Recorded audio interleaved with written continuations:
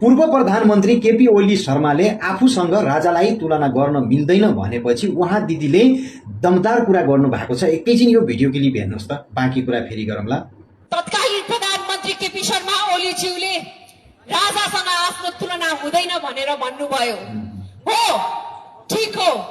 न तपाईको न यो देशको राष्ट्रपतिको राजासँग कुनै पनि तुलना हुँदैन, किनभने देश र जनतालाई संकट परेको अवस्थामा जनतालाई मारेर भाग्ने राष्ट्रपति र प्रधानमन्त्रीको यो देशमा राजासँग तुलना हुँदैन। तपाईहरु नेतागण र यो देशको राजामा धेरै फरक छ।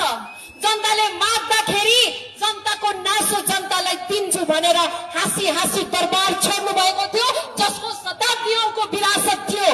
तर तपाई 76 जना मर्दाखेरि पनि यो देशमा मै प्रधानमन्त्री हुनुपर्छ भन्ने हकले गर्दा आज यो देश खरानीर अस्तुमा परिणत भएको छ। राजासँग त्याग थियो, तपाईसँग स्वार्थ छ, त्यसैले तपाईहरुको राजासँग तुलना हुँदैन। उहाँ दिदीले भनेको कुरा कस्तो लाग्यो? दिदी जस्तै महान नारी सबै हुने हो भने हाम्रो देश नेपालले छिट्टै न्याय पाउने थियो।